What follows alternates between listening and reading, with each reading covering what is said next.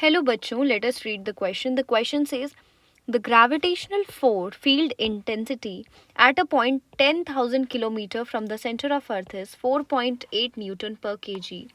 The gravitational potential at that point is A minus 4.8 multiplied by 10 raised to the power 7 joule per kg, B minus 2.4 into 10 raised to the power 7 joule per kg, C 4.8 multiplied by 10 raised to the power 6 joule per kg, D 3.6 multiplied by 10 raised to the power 6 joule per kg.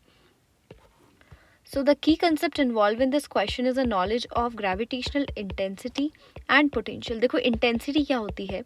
Gravitational field intensity हम basically वो field होता है जहाँ तक हम किसी भी object का ग्रेविटेशनल फोर्स जो है उसे एक्सपीरियंस कर लेते हैं. इसका जब मैं एक्सप्रेशन लिखती हूँ तो मैं लिखती हूँ E is equals to gm divided by R square, जहाँ पे g यूनिवर्सल ग्रेविटेशनल कांस्टेंट है, m is mass and r is the distance जहाँ पे हम इंटेंसिटी कैलकुलेट कर रहे हैं.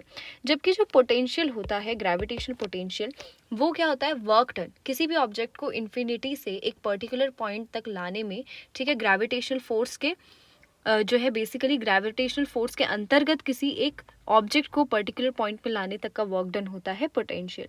और इसके लिए हम लिखते हैं minus G M by R, जहाँ पे G again universal gravitational constant है, एम मास है और आर डिस्टेंस है.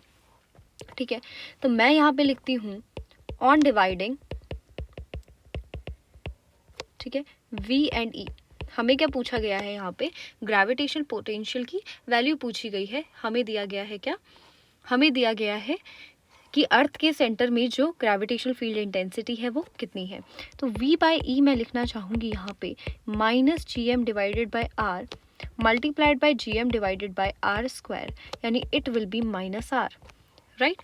अब देखो E का वैल्यू दिया गया है 4.8 न्यूटन पर केजी, जबकि R का वैल्यू दिया गया है 10,000 किलोमीटर. जैसे हम SI यूनिट में बदलेंगे तो it will be 10,000 multiplied by 10 raised to the power 3 metre, that is 10 raised to the power 7 metre.